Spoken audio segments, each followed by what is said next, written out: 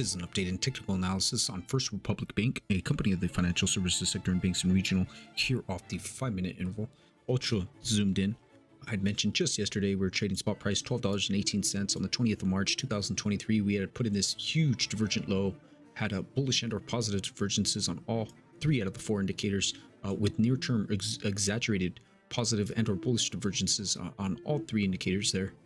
With a pretty much a triangular symmetrical triangle setup, waiting on a break above, coinciding with the 5-minute 50-day moving average, call it a dual line of resistance.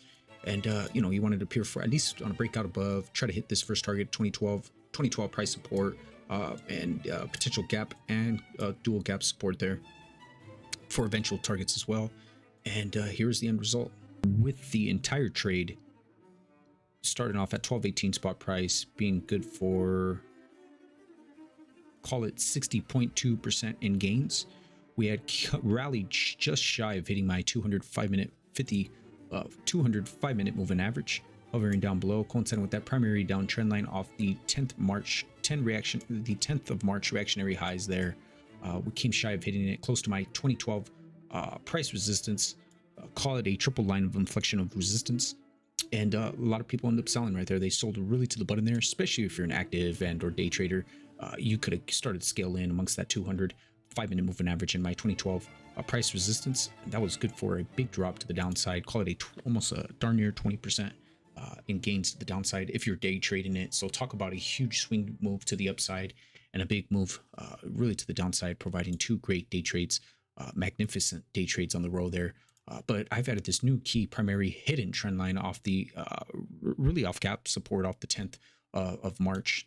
Reactionary highs there, multiple reactionary highs and lows, how validating it cuts through a whole bunch of gaps here.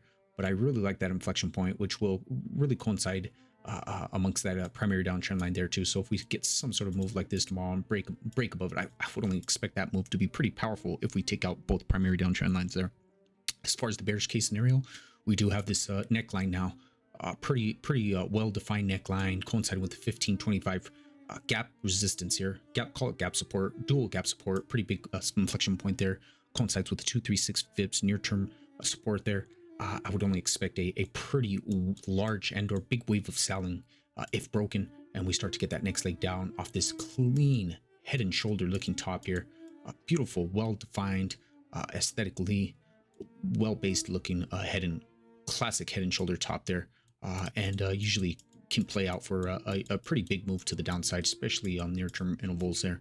But those are some key levels to watch. 1288 price gap support. I truly believe long traders, bulls, they need to defend that level pretty much at all costs. They need to start to hone up to the outside. Any break below that, I truly believe, especially amongst that 0 Fips retracement, call it 1180 price support there, we start to take that out. We're going to have potential damage amongst those positive divergences. And once those bullish and or positive divergences start to burn out, that's when you have a big move to the downside and a potential rush for the exits.